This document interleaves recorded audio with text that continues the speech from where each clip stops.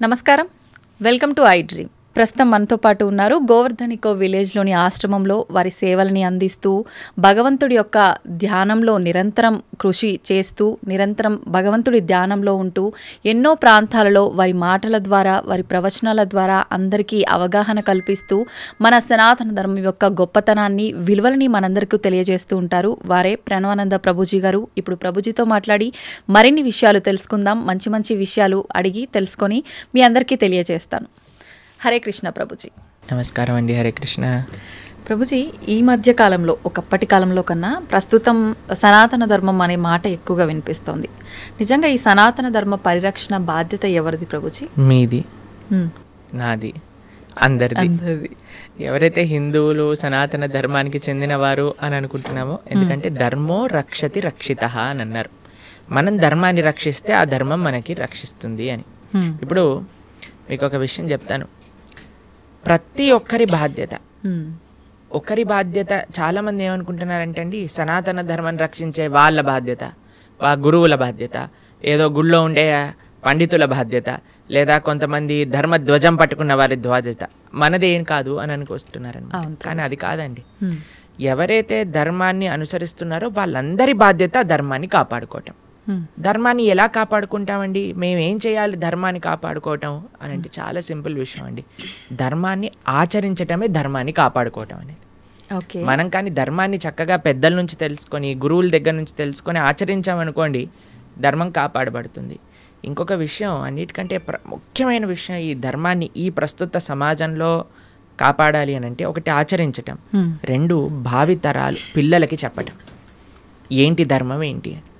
ఒక ఆయనని మేము అడిగాం, అయ్యా దసరా పండుగ ఏం చేస్తారు అని అంటే, ఏముందండి పులిహోర తింటాము, దసరా స్పెషల్ సినిమా చూస్తాము అంతే. ఇంకా పండగ ఏంటి, అసలు పండగ ఎందుకు జరుపుకుంటారు, ఏం చేయాలి ఆ రోజు ఏం తెలియదండి. కరెక్ట్. కాబట్టి మనం ఎప్పుడైతే అవి తెలుసుకుంటామో, తెలుసుకొని పిల్లలకి చెప్తామో. మనకి భాగవతంలో ఒకసారి కృష్ణ బలరాములు నంద మహారాజ్ దగ్గరికి వెళ్ళి, నాన్న ఈ ఇంద్ర పూజ చేస్తున్నారు, ఎందుకు చేస్తున్నారు, శాస్త్రంలో ఎక్కడ రాస్తుంది, ఎలా చెయ్యాలి అని అంటే పూర్తి డీటెయిల్స్ చెప్తారు నంద మహారాజ్. చిన్న పిల్లాడు కృష్ణుడు, అప్పుడు అన్నీ నేర్పిస్తారనమాట. అప్పుడు కృష్ణుడు అంటాడు, మనం ఇంద్ర పూజ చేయొద్దు, మనం ఏ దేవత ఆరాధన చేయకూడదు, మనం గోవర్ధనుడి యొక్క పూజ చేయాలి, మనము సాక్షాత్తుగా గోవర్ధనుడు భగవత్ స్వరూపం, ఆయననే ఆశ్రయించాలి అని చెప్తే అందరూ కూడా కృష్ణుడు మాట విని గోవర్ధన పూజ చేస్తారనమాట.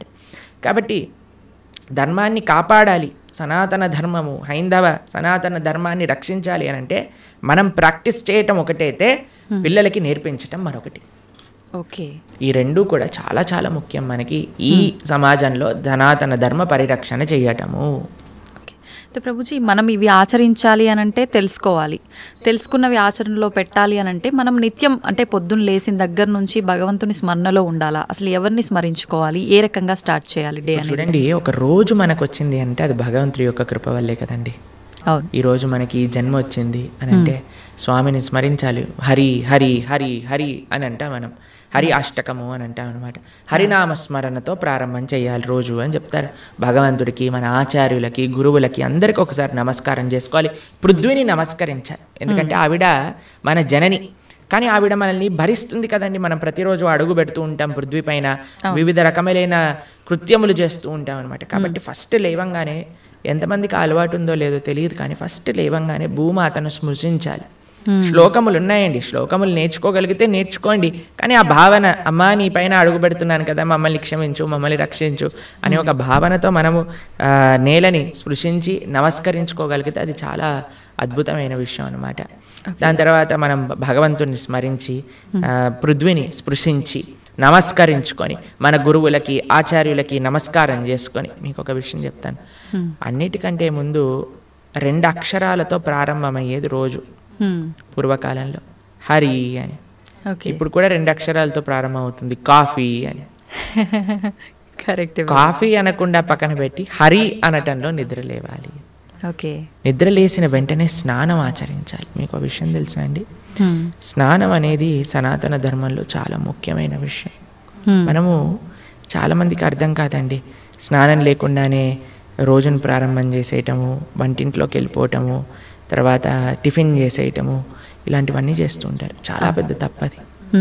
మనం ప్రొద్దున లేవంగానే భగవంతుని స్మరించుకొని ముందు చేయవలసింది స్నానము. స్నానంలో కూడా గంగే చ యమునే చైవ గోదావరి సరస్వతి నర్మదే సింధు కావేరి జలేస్మిన్ సన్నిధిం కురు, అన్ని నదులను కూడా గంగా జలమును యమునా జలమును మనం స్మరించుకొని స్నానం ఆచరించాలి. మీకు ఇంకొక విషయం చెప్తాను, చాలామందికి తెలియని విషయం. మన ధర్మం మనకి చెప్తుంది, స్నానం ఆచరించేటప్పుడు వస్త్రం లేకుండా స్నానం ఆచరించకూడదు. మనము ఒక బట్ట కట్టుకొని స్నానం చేయాలి. అది ఆ నీటికి, ఆ దేవతకి మనం ఇచ్చే గౌరవం అన్నమాట. కాబట్టి స్నానం ఆచరించేటప్పుడు అపవిత్ర పవిత్రోవ సర్వావస్థాన్ గతోపివ యత్స్మరేత్ పుండరీకాక్షం సబాహ్యాభ్యంతర శుచి పుండరీకాక్ష పుండరీకాక్ష పుండరీకాక్షాయ నమః. శ్రీ విష్ణు శ్రీ విష్ణు శ్రీ విష్ణు భగవన్నామ. ప్రొద్దున లేచినప్పటి నుంచి భగవన్నా, స్నానం ఆచరించేటప్పుడు భగవన్నా, భగవంతుడి ముందుకెళ్ళి భగవన్నా, రోజంతా భగవన్నా. ఎంత మనము భగవంతుడి యొక్క నామంతో మనం కనెక్షన్లో ఉన్నామనుకోండి, అంత మనకి స్పిరిచువల్ ఎనర్జీతో మనం రీఛార్జ్ అయిపోతాం అనమాట. మనకు ఆ స్ట్రెంగ్త్ వస్తుంది. మన రోజులో ఉండే ఆ ఒడిదుడుకులు అన్నీ ఉంటాయి కదండి, వాటన్నిటిని ఎదుర్కొనే ఒక శక్తి మనకి భగవన్నామస్మరణతో వస్తుందన్నమాట. కాబట్టి ప్రొద్దున లేచాక హరినామస్మరణ, దాని తర్వాత చక్కగా మనం చేయవలసినది స్నానము, దాని తర్వాత భగవద్ ఆరాధన.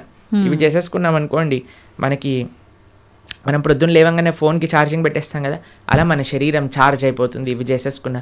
దాని తర్వాత రోజులో ఉండే మన కార్యక్రమాలన్నీ కూడా మనం చేసుకుంటూ ఉండొచ్చు అనమాట. ఓకే. అయితే ప్రభుజీ, మనం ఆచరించే స్నానం ఎంతో ఇంపార్టెంట్ అని చెప్పి మీరు చెప్పారు. అది ఆచరించడం ఒక ఎత్తు అయితే సమయం కూడా ఇంపార్టెంట్ అని చెప్పి అంటుంటారు కదా ప్రభుజీ, ఏ టైంలో స్నానం ఆచరించాలి అని చెప్పి, అది ఎలా చూసుకోవాలి? మనము మన శాస్త్రాలు చెప్తున్నాయి, బ్రహ్మ ముహూర్తంలో నిద్ర లేవాలి అని. అంటే సూర్యుడు వచ్చే ముందు. ఓకే. ఇప్పుడు మీకు ఒక విషయం చెప్తాను. మీ ఇంటికి ఒక గెస్ట్ వస్తున్నారు అనుకోండి, సరే ఈరోజు మీకు పండగ రోజు మీరు ఏం చేస్తారు, అరే ఈరోజు పండగ, త్వరగా లేవాలి, త్వరగా లేసుకొని కార్యక్రమాలన్నీ చేసుకొని నైవేద్యాలన్నీ తయారు చేసుకొని మనం త్వరగా ఈ పండుగని ముగించుకోవాలి, అమ్మవారి పూజ చేసుకోవాలని మీరు అనుకుంటారు, అవునా కాదా చెప్పండి. లేదా ఒక గెస్ట్ వస్తున్నారు అనుకోండి, సపోజ్ మీ గురువు గారు రేపు మీ ఇంటికి వస్తున్నారు అన్నారు అనుకోండి, మీ గురువు గారు ఇంటికి వచ్చాక బయట నాక్ చేశాక మీరు లేచి స్నానం చేసి రెడీ అవుతారా, లేదా ఆయన వచ్చే ముందే అన్ని సదుపాయాలన్నీ కూడా సక్రమంగా చేసుకొని పెట్టుకుంటారా చెప్పండి? వచ్చే ముందే చేస్తారు, అంతే కదండి. ఎవరైనా గెస్ట్ వచ్చినా, మన ఇంటి గురువులు వచ్చినా ఎవరో ఒకళ్ళు అలా చేసుకుంటాం కదా. సూర్య భగవానుడు ప్రత్యక్షంగా మనకి భగవంతుడి యొక్క స్వరూపం మనకి దర్శనమిస్తున్నారు.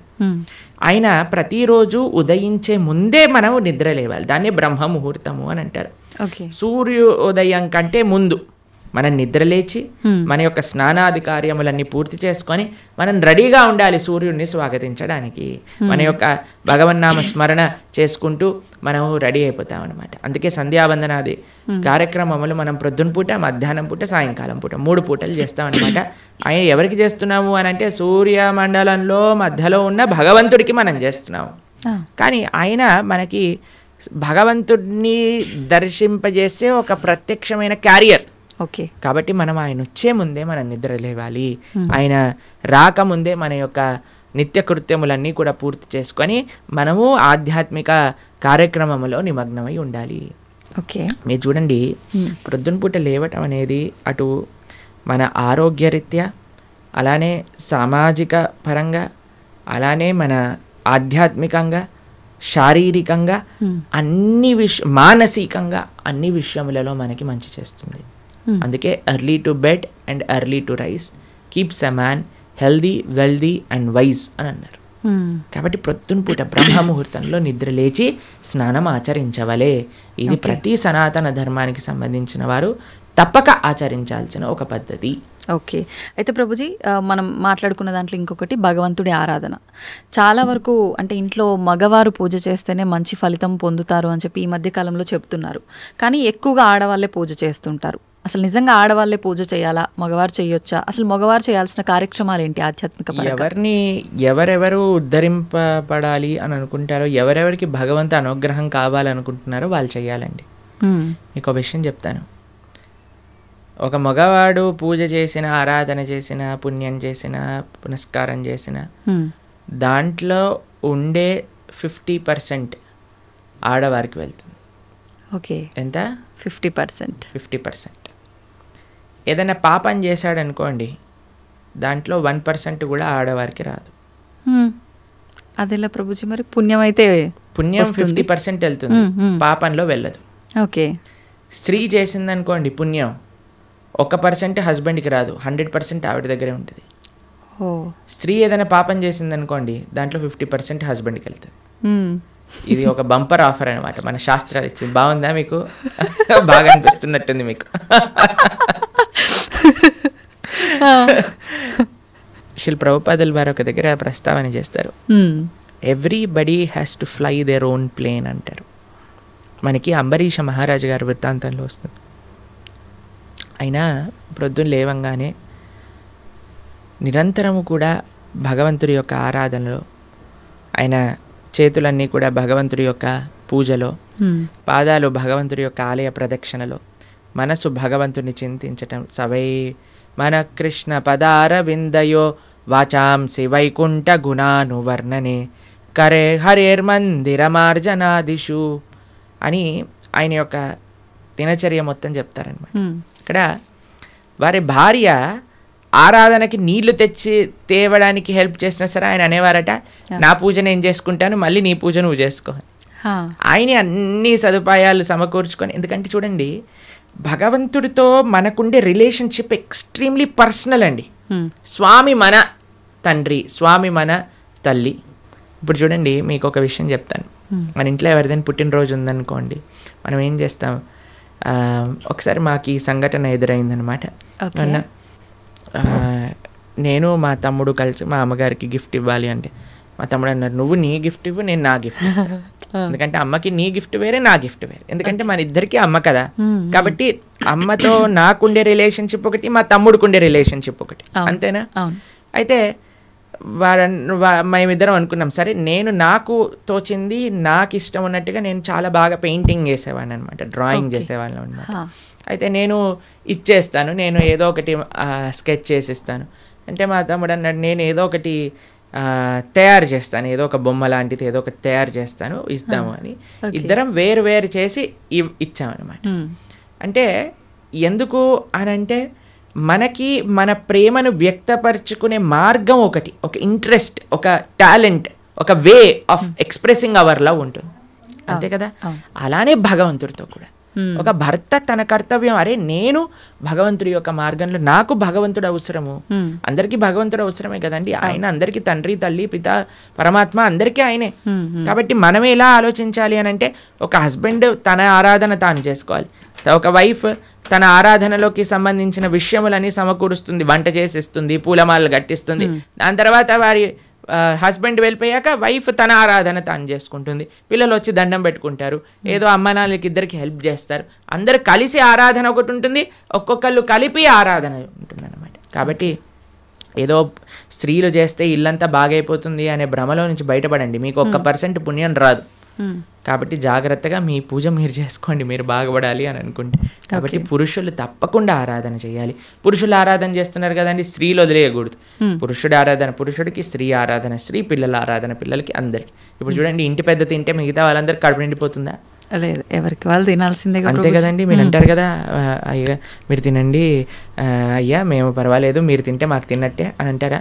లేదా మీ హస్బెండ్ వచ్చి అమ్మ నువ్వు తినేసి నాకేం పర్వాలేదు, నువ్వు తింటే నేను తిన్నట్టే అంటారా? కాదు కదా. ఎవరెవరికి శక్తి కావాలంటే వారు వారు భోజనం చేయాలి. అలానే మనం కూడా మనకి శక్తి కావాలి, మనకి భగవంతుడి యొక్క కృప కావాలి అంటే మనం భోజనం చేస్తే ఎలా అయితే మనకి శక్తి వస్తుందో మనము ఆరాధన చేసుకుంటే అలా మనకి భగవంతుడి యొక్క కృప అనేది లభిస్తుంది. ఓకే ప్రభుజీ, చాలామంది ఏదైనా మంచి జరిగినా చెడు జరిగినా నా అదృష్టం బాగాలేదు, నా రాత ఇంతవరకే ఉంది, భగవంతుడు ఇలా రాశాడు అని చెప్పి అంటూ ఉంటారు. నిజంగా అంటే మన చేతిలో ఏముండదా, మనం చేసే పనులను బట్టి మన లైఫ్ని డిసైడ్ చేసుకోవడం? భగవంతుడు పుట్టినప్పుడే అవన్నీ డిసైడ్ చేసి ఇలా అని చెప్పి చూస్తాడా? మనకి ఒక సర్కమ్స్టెన్స్ ఇస్తాడండి భగవంతుడు. చాయిస్ ఎప్పుడు మన చేతుల్లోనే ఉంటుంది, మనం ఏం చేయాలి అని. ఫర్ ఎగ్జాంపుల్ మీకు ఒక విషయం చెప్తాను.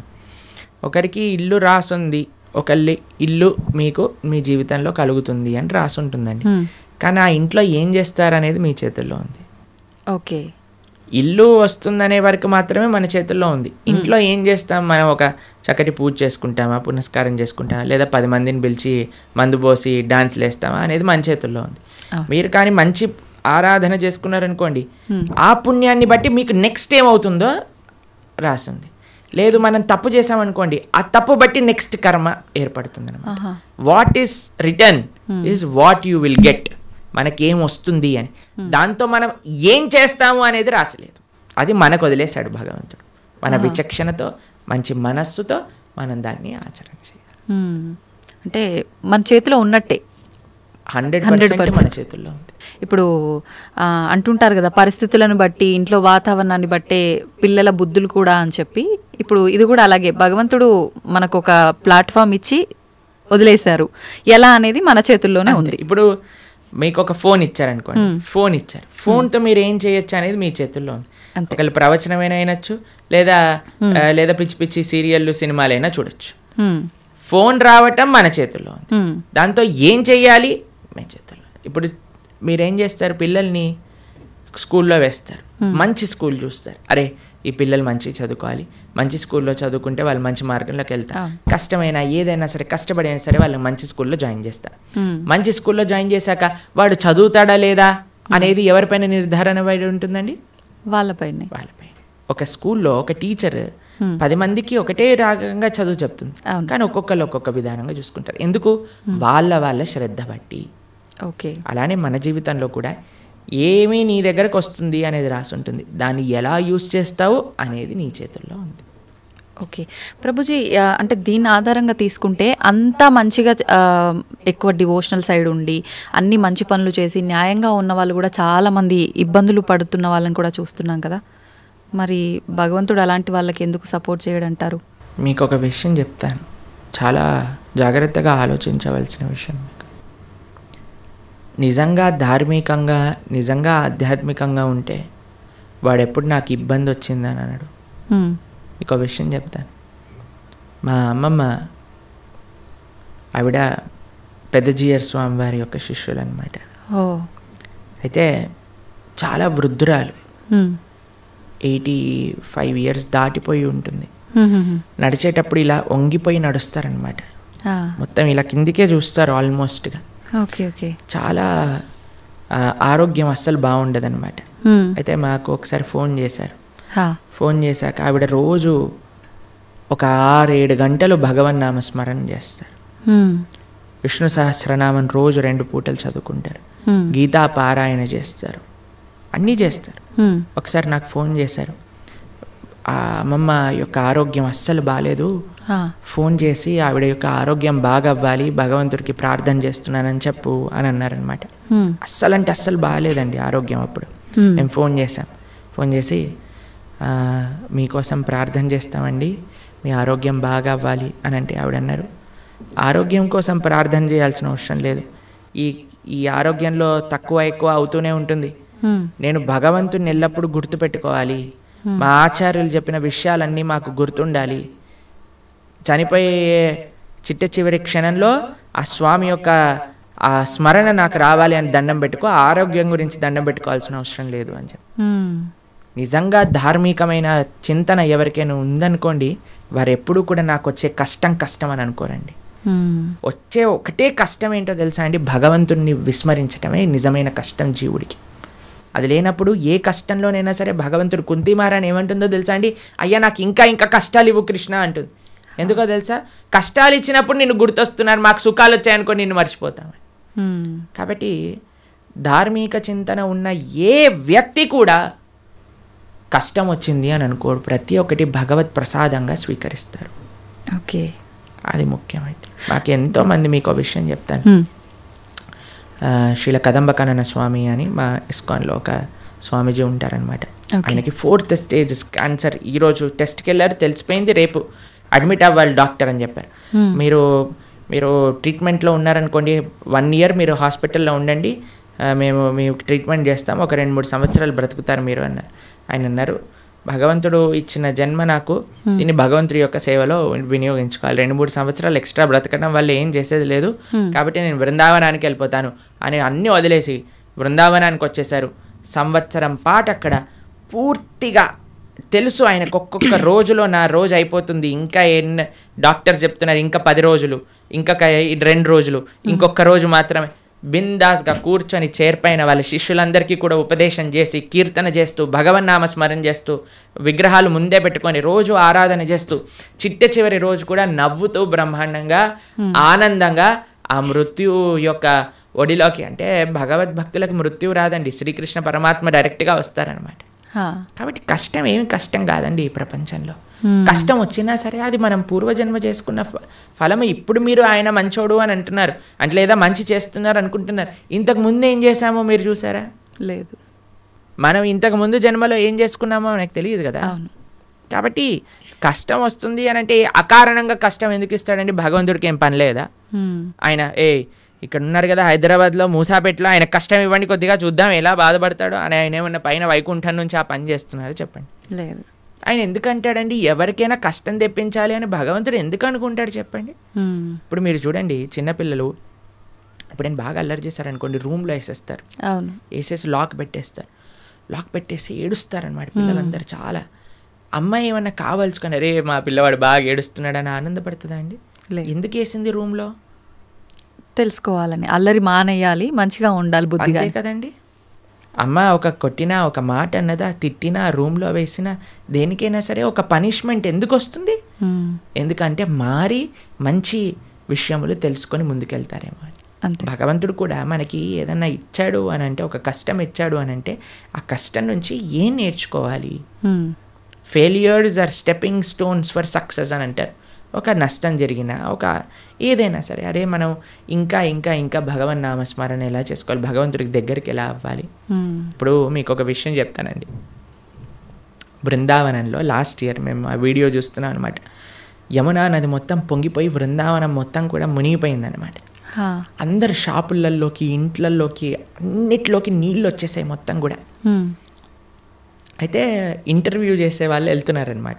వెళ్తూ టీవీ ఛానల్లో వాళ్ళు ఏమనిపిస్తుందండి మీకు, ఏమనిపిస్తుందండి అంటే ఓ బహుత్ మజా ఆ రహా హై యమునా మహారాణి హమారే ఘర్ మే ఆ గయి హై అని ఆరతులు ఇస్తున్నారనమాట. వాళ్ళకి ఏమనిపించట్లేదు, వాళ్ళ సామాన్లు కొట్టుకుపోయాయి, వాళ్ళ షాప్ పాడైపోయిందని. యమునా మహారాణి హమారే ఘర్ పధార్ రహీ హై, యమునా మహారాణి హమారే షాప్ మే ఆ గయి హై, అందరు కీర్తన పెట్టుకొని డాన్స్ వేస్తున్నారు అనమాట.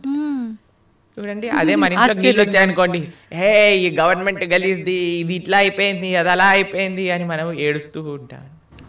చూసే విధానం అండి జీవితంలో.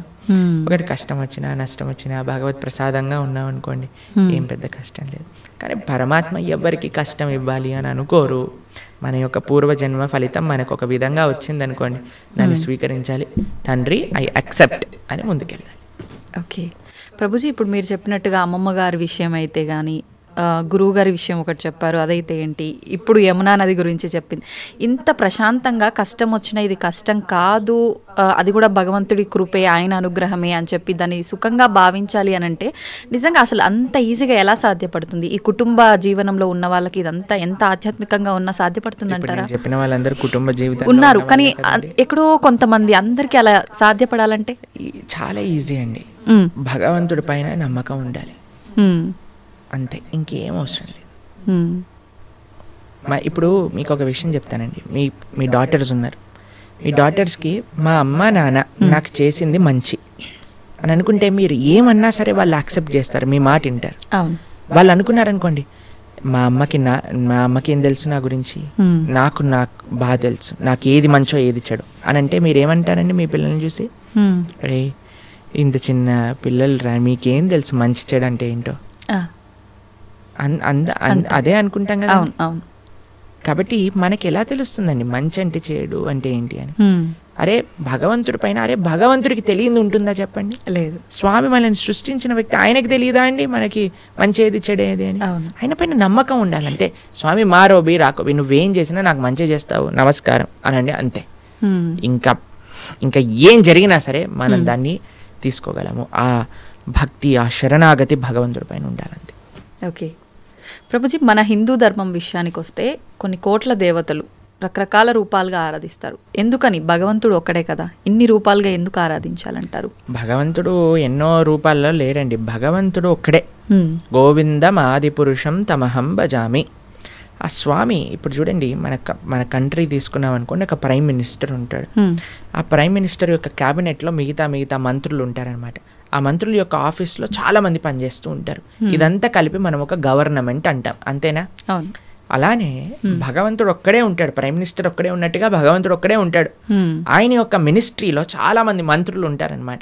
ఒకడు వాటర్ డిపార్ట్మెంట్ వరుణుడు చూసుకుంటాడు, తర్వాత హోమ్ మినిస్ట్రీ ఇంద్రుడు చూసుకుంటాడు, లేదా మెయింటెనెన్స్ ఒక డిపార్ట్మెంట్, డిస్ట్రక్షన్ ఒక డిపార్ట్మెంట్, ఫైర్ ఒక డిపార్ట్మెంట్, ట్రెజరీ ఫైనాన్స్ ఒక డిపార్ట్మెంట్. అట్లా ఒక్కొక్క దేవత దగ్గర ఒక్కొక్క డిపార్ట్మెంట్ ఉంది. దాని కింద చాలా మంది పనిచేస్తూ ఉంటారు. కానీ స్వామి ఏం చేస్తుంటారు? స్వామి ఇవన్నీ పట్టించుకోడండి పెద్దగా. స్వామి యొక్క పాదాలకు ఉండే ఒక ధూళి యొక్క కణం యొక్క కాంతి ఈ ప్రపంచాన్ని మొత్తం నడిపించేది అంత శక్తి భగవంతుడి దగ్గర ఉంది. భగవంతుడు ఏం చేస్తాడు? కేవలం తన భక్తులతో తాను లీలలు చేస్తూ ఉంటారనమాట. తన భక్తుల యొక్క ప్రేమను ఆస్వాదన చేస్తూ ఉంటారు. స్వామి పెద్దగా సృష్టి చేసి పద ఈరోజు భూమిని సృష్టి చేద్దాం, పద ఇక్కడ ఇది చేద్దాం అది చేద్దాం, ఆయన ఏం పట్టించుకోడు. ఆయన తన భక్తులు ఎక్కడెక్కడ ఎత్ర గాయంతి మద్భక్త తత్ర తిష్టామి నారద, తన భక్తులు రక్షించుకోవడానికి, తన భక్తుల్ని కాపాడుకోవడానికి, తన భక్తుల యొక్క ప్రేమను స్వీకరించడానికి స్వామి చేస్తూ ఉంటారు. మిగతావన్నీ ఆయన సిస్టమ్, ఒక సిస్టమ్ పెట్టేశారనుకోండి, ఆ సిస్టమ్ నడుస్తూనే ఉంటుంది. అలా భగవంతుడి యొక్క మినిస్ట్రీలో ఎంతో మంది దేవతలు ఉన్నారు. ఆ దేవత ఆ పని చేస్తూ ఉంటుంది. భగవంతుడు ఒక్కడే, దేవతలు చాలా మంది. దేవతలందరూ కూడా భగవంతుడి కింద ఆయన యొక్క సేవ చేస్తూ ఉన్నారనమాట. అది విశేషం. ప్రభుజీ, పుట్టుక చావు ఈ రెండు సృష్టి ధర్మం అందరికీ తెలిసిన విషయమే. పుట్టినప్పుడు ఎంతైతే సంతోషపడతామో మరణం సంభవిస్తుంది అని తెలిసినప్పుడు అంతే ఎక్కువగా బాధపడతాం. అయితే కొంతమందికి ఇందాక మీరు చెప్పినట్టుగా ముందే డాక్టర్లు డిసైడ్ చేస్తారు ఇన్ని రోజుల కంటే ఎక్కువ బ్రతకరని. అలాంటి సందర్భాల్లో కూడా అసలు వాళ్ళు ఆ న్యూస్తో ఎక్కువ ఇబ్బంది పడి తొందరగా పోయే వాళ్ళు కూడా ఉన్నారు. అసలు వీటన్నిటి గురించి భగవద్గీతలో ఏం చెప్తారు? ఎవరికైతే తన పైన కాన్ఫిడెన్స్ లేదో వాడు భయపడాల్సిందే కదండి. మనం చేసిన పాపాలు, మనకుండే అనుబంధాలు ఎక్కువ ఉన్నాయనుకోండి, ఆ జీవుడు చాలా కష్టపడతాడు పోవడానికి. ఇప్పుడు అందరికీ భయం ఏంటండి? చావే కదా భయం. రోగం రాకూడదు, తర్వాత ముసలి వాళ్ళు అవ్వకూడదు, అందుకే కదా ఎక్కడిచ్చిన వైట్ హెయిర్ వచ్చేసిన పెయింట్ వేసేస్తాము. దాని తర్వాత మిగతా అన్ని మేకప్ డిపార్ట్మెంట్లు ఇవన్నీ ఎందుకు ఇంత ఫ్లరిష్ అవుతున్నాయంటే జనాలకి ఒకటే ముసలితనం వద్దు, రోగం వద్దు, చావద్దు. ఈ మూడింటిని తప్పించుకోలేము. ఇదే జీవితం అంటే. ఎంత మనం కవర్ వేసినా, ఎంత మనం ఏది చేసినా సరే మన యొక్క ఆ వయస్సు ముందుకు వెళ్ళిపోతూనే ఉంటుందండి. మనకి రోగగ్రస్తుని అవ్వాల్సిందే. కోటీశ్వరుడికి కరోనా రాదు, లేదండి మేము జస్ట్ మిడిల్ క్లాస్కి వస్తామంటుందా? అది ఎవరికైనా వస్తుంది, కంపల్సరీ బాధపడాల్సిందే. అందుకే ఈ ప్రపంచం అంటారు, ఈ ప్రపంచంలో అన్నిటినీ అడ్జస్ట్ చేయడానికి చూడకు అని అంటారు. జన్మ మృత్యు జరా వ్యాధి దుఃఖ దోషాను దర్శనం. ఈ దుఃఖములు అనేవి ప్రతి ఒక్కరికి ఈ ప్రపంచంలో ఉంటాయి. మనం ఆలోచించవలసింది ఏంటి అని అంటే, అరే ఈ దుఃఖాలే రాకుండా దీన్ని ఆపాలని ప్రయత్నం చేయక ఇది వస్తూనే ఉంటాయి, కానీ దీనికి పర్మనెంట్ సొల్యూషన్ ఏమిటి? ఇప్పుడు మీకు ఒక విషయం చెప్తాను. కొన్నిసార్లు శరీరం పైన పుండ్లు వస్తాయి, బాయిల్స్ అని అంటారు. వాటికి ఒక టెంపరీ ట్రీట్మెంట్ ఏంటి? డాక్టర్ దగ్గరికి వెళ్ళాను అనుకోండి, అది కట్ చేసేస్తారు. ఆ ప్రదేశంలో ఇలా ఒక ఆయింట్మెంట్ రాసేసి కట్టేసేస్తారు అనమాట. ఇక్కడ పోతుంది, ఇక్కడ వస్తుంది, ఇక్కడ పోతుంది, ఇక్కడ వస్తుంది, ఇక్కడ పోతుంది, ఇక్కడ వస్తుంది, ఇక్కడ పోతుంది, ఇక్కడ వస్తుంది. అది ప్రతిసారి వచ్చినప్పుడల్లా కట్ చేసేసుకొని ఆయింట్మెంట్ రాసేసుకొని పూసేసుకోవటం ఇదొకటి. లేదు, ఇంకొద్దిగా డీప్గా వెళ్ళామనుకోండి, అసలు ఎందుకు ఇది వస్తుంది ఇన్ఫెక్షన్ అని అంటే బ్లడ్లో ఇంప్యూరిటీస్ ఉన్నాయి. సరే, let me cleanse my blood, ఆ రక్తాన్ని క్లెన్స్ చేద్దాం అని ఆ క్లెన్జింగ్ ప్రాసెస్తో ఉన్నారనుకోండి, పర్మనెంట్గా అసలు బాయిల్సే రావు కదా. అవును, మనం ఏం చేస్తున్నాం? మరమ్మత్తు చేస్తున్నాం, చిన్న చిన్న మరమ్మతులు చేస్తున్నాం అనమాట. పుండిని ఊదుతున్నాం మనం.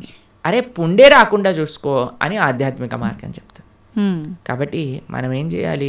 ఆ బ్రహ్మభువనాలోక పునర్ ఆవృత్తినో అర్జున మాముపేత్యతు కౌంతయ్య పునర్జన్మన. భగవంతుణ్ణి ఆశ్రయించాలి. భగవంతుణ్ణి చేరుకున్న వాడికి ఎప్పుడు మళ్ళీ ఇలాంటి కష్టములు రావు. అందుకే జన్మ మృత్యు ఇవన్నీ కృష్ణుడు భగవద్గీతలు చెప్పారు. పుట్టిన ప్రతివాడు చావక తప్పదు, చచ్చిన ప్రతివాడు పుట్టక తప్పదు. ఎప్పటి వరకు? భగవంతుడి దగ్గరికి వెళ్ళనంత వరకు. అందుకే మన మానవ జన్మ యొక్క ప్రయోజనం ఏంటి అంటే స్వామి దగ్గరికి వెళ్ళి స్వామి యొక్క సేవ చేయటము. ఓకే, ప్రభుజీ, భగవద్గీత అంటే ఇప్పుడు చాలా వరకు చనిపోయిన వాళ్ళు దగ్గర మాత్రమే వినిపిస్తోంది. అసలు ఏంటి నిజంగా భగవద్గీత అనేది ఆ సమయంలో మాత్రమే ఉపయోగించుకోవాల్సిన ఒక అంశం అంటారా?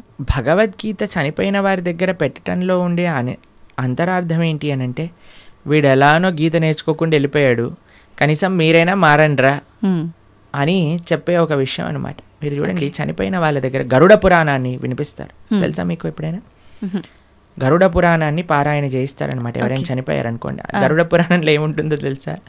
నరకాలు ఎలాంటివి, ఎవరెవరు ఏ ఏ నరకానికి వెళ్తారు, ఏ ఏ తప్పులు చేయటం వల్ల ఆ నరకంలో ఏ ఏ శిక్షలు అనుభవించవలసి వస్తుంది అనేవన్నీ కూడా గరుడ పురాణంలో చెప్పున్నారనమాట. ఎందుకు చెప్తారు చనిపోయిన వాళ్ళ దగ్గర అంటే, మిగతా వాళ్ళైనా కనీసం ఇప్పుడు చూడండి, ఎక్కడికి రాకపోయినా వచ్చినా సరే చనిపోయారు అనేసరికి మొత్తం ఇంటిల్లిపాది ఒక దగ్గరకు వస్తుంది. అప్పుడు వచ్చినప్పుడు ఎప్పుడైతే వాళ్ళు ఈ విషయాలు వింటారో వాళ్ళ జీవితంలో పరాకుగా ఉంటారు అని అర్థం. ఓకే, కనీసం ఆ ఎక్స్పెక్టేషన్స్ అంటారు. ఇప్పుడు చూడండి, మన పోయినవాడు పోతాడు, తర్వాత మధ్యాహ్నం ఏంటి మెన్యూ చెప్పండి, ఏమి ఆర్డర్ చేయాలి కేటరింగ్ నుంచి అని అందరూ కూర్చొని సినిమాలు చూసుకుంటూ హ్యాపీగా 10-15 రకాలు భోజనం చేసి హాయిగా ఎవరింటికి వాళ్ళు వెళ్ళిపోతున్నారు. చనిపోయిన వాళ్ళ దగ్గర గీత చెప్పటంలో అంతరార్థం ఏంటి అని అంటే, వాడు పోయాడు, కనీసం నీ జీవితమైనా చక్క పెట్టుకో అని. ఓకే, కానీ చనిపోయినప్పుడు వినవలసింది కాదండి గీత. ఇప్పుడు మన గీత చదువుకుంటే మన రాత బాగుపడుతుంది, అందుకోసం గీత చదవమని చెప్తారనమాట.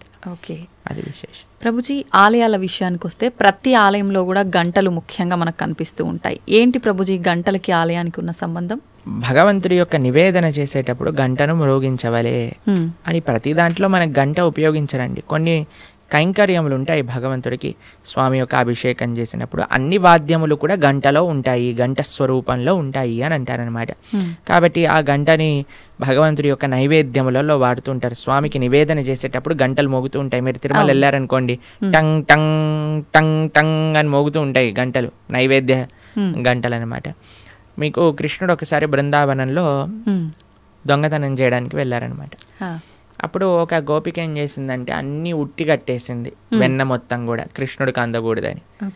తర్వాత కృష్ణుడు ఏం చేసేవాడు, ఉట్టి కడితే రాయి వేసేసాడు వాడు. రాయి వేయంగానే కుండకి చిన్న రంధ్రం పడేది, చక్కగా అక్కడ నుంచి మొత్తం వెన్న ఇలా ఫౌంటైన్ లాగా షవర్ లాగా వచ్చేస్తుంది అనమాట. కింద అందరూ పాలు పెరుగు వెన్న నెయ్యి అన్ని తాగేస్తూ ఉండేవారు. అయితే ఈ గోపిక కొద్దిగా తెలివైన గోపిక, ఇప్పుడు ఏం చేసింది తెలుసా అండి, ఈ ఉట్టితో పాటు గంటలు కూడా కట్టింది. ఉట్టిని ఊపారనుకోండి గంట మోగుతుంది, వెంటనే వచ్చి కృష్ణుడిని పట్టేసుకోవాలి. తర్వాత కృష్ణుడు అన్నాడు, సరే వెయ్యండి, ఒకళ్ళ పైన ఒకళ్ళు నించోండి అనగానే ఒకళ్ళు ఉన్నారు. కృష్ణుడు పైకి ఎక్కాడు. పైకి ఎక్కగానే గంటలు చూశాడనమాట. గంటలు చూసాగానే భగవంతుడు అన్నాడు, ఏ గంటలారా మోగకూడదు అని అన్నాడు. సరే స్వామి మీరు ఏం చెప్తే అది మోగం అని కూర్చున్నాయి అనమాట. కృష్ణుడు వెంటనే లోపల చేయబెట్టి బ్రహ్మాండంగా వెన్న తీసి అందరికీ పంచుతూ, కృష్ణుడు ఎప్పుడు తాను తినేవాడు కాదండి, అందరికీ పంచేవాడు. మన భగవంతుడికి ఉన్న లక్షణమే అది, ఇవ్వటం తప్ప ఆయనకేం తెలియదు. ఇస్తుండేవాడు. తన స్నేహితులకు పెట్టేశారు, కోతులకు పెట్టేశారు, ఆయన దగ్గర ఉన్న వాళ్ళందరికి పెట్టేశారు. ఇంకా లాస్ట్కి ఆయన తినాలి అని నోట్లో పెట్టుకోగానే గంటలన్నీ మోగటం ప్రారంభం చేశాయి. ఆ గోపిక వచ్చేసింది, పట్టేసుకుంది. భగవంతుడు అనుకున్నాడు, ఆ గోపిక పట్టేసుకొని లాగేస్తుంటే, ఒరే గంటలారా చెప్పాను కదరా మిమ్మల్ని మోగద్దా అని, ఎందుకు మోగారు, ఇప్పటి వరకు బాగానే ఉన్నారు కదా. అయ్యా ఏం లేదండి మాకు అలవాటు కదా, మీరు నైవేద్యం స్వీకరిస్తుంటే మోగటామని, అందుకే మీరు తింటాం ప్రారంభం చేయగానే మేము మోగేసాము అని అన్నాయి అనమాట గంట. కాబట్టి అందరికీ కూడా భగవంతుడి యొక్క సేవలో వినియోగించుకోవాలి అనే ఒక లక్షణం ఉంటుందన్నమాట. గంట భగవంతుడికి నివేదన చేసేటప్పుడు గంట మోగించడం, భగవంతుడికి కైంకర్యం జరిగేటప్పుడు గంట మోగించడం. ఎందుకంటే సర్వ వాయిద్యములన్నీ కూడా ఘంటానాదంలో ఉంటాయి అని మన శాస్త్రములు చెప్తున్నాయి అన్నమాట. కాబట్టి గంటను ఉపయోగించాలి మంత్రంతో పాటు కైంకర్యంతో పాటు అని మనకు చెప్తారనమాట. ఓకే ప్రభుజీ, అలా అని ఊరికే ఆలయంలోకి వెళ్ళి టింగ్ టింగ్ అని ఊరికే ఎక్కడున్నా సరే ఏదున్నా పాపం భగవంతుడికి ఎందుకంటే డిస్టర్బెన్స్.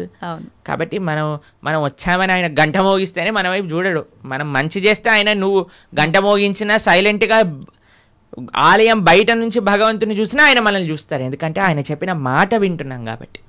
ఏం మాట వినకుండా టంగ్ టంగ్ సినిమాలలో గా రక్తం గారేటట్టుగా గంటలు కొట్టి మనం కింద బేవోష్ అయిపోవాల్సిన అవసరం ఏం లేదు. భగవంతుడి యొక్క అటెన్షన్ కావాలి అనుకుంటే మనం స్వామి యొక్క మాటలు, గీత, భాగవత, రామాయణాదులు మనం విని మనం దాని జీవితంలో ఆచరిస్తున్నాము అని అంటే స్వామి వెయిట్ చేస్తూ ఉంటారు. శ్రీల భక్తి సిద్ధాంత సరస్వతి ఠాకూర్ అని మా ఆచార్యులు ఆయన చెప్తారనమాట, don't try to see Krishna, serve Krishna in such a way that Krishna would want to see you అని అంటారు. ఆయన ఏమంటారంటే దేవుణ్ణి చూడాలి చూడాలి అని పరితపించకు, భగవంతుడి యొక్క సేవ ఎలా చెయ్యి అని అంటే భగవంతుడే నిన్ను చూడాలి అని అనుకోవాలి, అట్లా సేవ చేయటం నేర్చుకో అని అంటారనమాట వారు. కాబట్టి ఆ విధంగా మనం ఉండేటట్టుగా ప్రయత్నం చేసుకోవాలి. గంట ఆడవాళ్ళు కొట్టకూడదు పూజా సమయంలో హారతి ఇచ్చేటప్పుడు, కానీ పక్కన మగవాళ్ళు గంట కొట్టాలి, ఆడవాళ్ళు హారతి ఇవ్వాలని వింటూ ఉంటాం. నిజంగా గంట ఆడవాళ్ళు కొట్టకూడదు అంటారు? అలాంటివి ఏం లేదండి, భగవంతుడి యొక్క సేవలో అందరు సమానమే. ఇంకొకటి సేవ అన్నారు. భగవంతుడికి భక్తితో మనం చేసే పనులు ఇష్టపడతాడా, లేదంటే సేవ చేస్తే ఎక్కువగా అనుగ్రహిస్తాడంటారా? భక్తితో సేవ చేస్తే ఇష్టపడతారు. పూజల కన్నా సేవని ఎక్కువగా ఇష్టపడతారా? సేవ అంటే భగవంతుడికి చేసే ఆరాధన కూడా సేవనే. శ్రీ విగ్రహ సేవ అని అంటాం. భగవంతుడికి నైవేద్యం సమర్పణ చేయటం సేవనే, లేదా గోవులకి సేవ చేయటం సేవనే, 10 మందికి భగవత్ ప్రసాదాన్ని నివేదన చేయటం సేవనే, 10 మందికి భగవంతుడికి సంబంధించిన విషయములు చెప్పటం సేవనే, ఆలయానికి వెళ్ళటం సేవనే. కాబట్టి భగవంతుడి యొక్క భక్తులకి సేవ చేయటం సేవనే. ఎన్నో రకాల సేవలు ఉన్నాయండి. స్వామి యొక్క ఆరాధన సేవాభావనతో, ఏమి సేవ అంటే ఏంటో తెలుసా అండి, ఇప్పుడు ఏదైనా అపేక్షించామనుకోండి అది బిజినెస్ అవుతుంది, సేవ అవ్వదు. తండ్రి నేను ఈ పూజ చేస్తాను, నువ్వు నాకు అది ఇవ్వు, సేవ కాదు, అది బిజినెస్. బిజినెస్ ట్రాన్సాక్షన్ మాత్రమే. సేవ అంటే నాకేం వద్దు తండ్రి, నేను నీకు చేస్తా, అది సేవ. భగవంతుడికి సేవ కావాలి, ఈ బిజినెస్ వద్దు భగవంతుడు. ప్రభుజీ, చాలామంది పూజా కార్యక్రమాలు ఇలాంటి వాటికి దూరంగా ఉంటారు, కానీ అప్పుడప్పుడు పెద్ద పెద్ద క్షేత్రాలకి ఆలయాలకు వెళ్ళి భగవంతుడి ఆలయంలో క్లీనింగ్ ఇలాంటి కార్యక్రమాల్లో ఎక్కువగా పాల్గొంటుంటారు. అందువల్ల కూడా ఫలితం ఉంటుందంటారా వాళ్ళకి? భగవంతుడికి సంబంధించింది ఏ చేసినా ఫలితం ఉంటుందండి, కానీ కన్సిస్టెంట్గా చేయటం వల్ల అది మనకి. ఇప్పుడు చూడండి, ఒక వ్యక్తి అన్నారు అనుకోండి, సంవత్సరంలో 3 సార్లు యోగా చేస్తానండి, దానివల్ల ఏమవుతుందండి? పెద్ద రిజల్ట్ ఏమి ఉండదు కదా. అంతే కదా. కాబట్టి మనము సంవత్సరంలో 3 సార్లు పండగలు వచ్చినప్పుడు మేము ధార్మికం అయిపోతాం, అలా కాదండి. కాన్స్టెంట్గా వాకింగ్ చేశారనుకోండి దాని ఫలితం ఉంటుంది, కాన్స్టెంట్గా యోగా చేశారనుకోండి దాని ఫలితం ఉంటుంది, కాన్స్టెంట్గా భగవన్ నామస్మరణ చేయాలి, కాన్స్టెంట్గా భగవంతుడి యొక్క సేవ చేసుకోవాలి, అప్పుడు మనకి ఫలితం ఉంటుంది అనమాట. అందుకే అహైతుకి అప్రతిహత అని అన్నారు. అహైతుకి భక్తి, అప్రతిహత భక్తి అని అంటే ఏమీ అపేక్ష లేని, భగవంతుడి నుంచి ఏమి అపేక్షించకుండా కన్సిస్టెంట్గా చేసినప్పుడే భక్తి అవుతుంది. అది ముఖ్యం. హరే కృష్ణ. చాలా చక్కగా తెలియజేశారు ప్రభుజీ. ప్రతిసారి కూడా అంటే మా అందరిలో ఉన్న సందేహాలను నివృత్తి చేస్తూనే ఉంటారు. మళ్ళీ మరొక మంచి ఎపిసోడ్లో మంచి టాపిక్స్తో కలవాలని కోరుకుంటున్నాను ప్రభుజీ. ధన్యవాదాలు. హరే కృష్ణ మాతాజీ.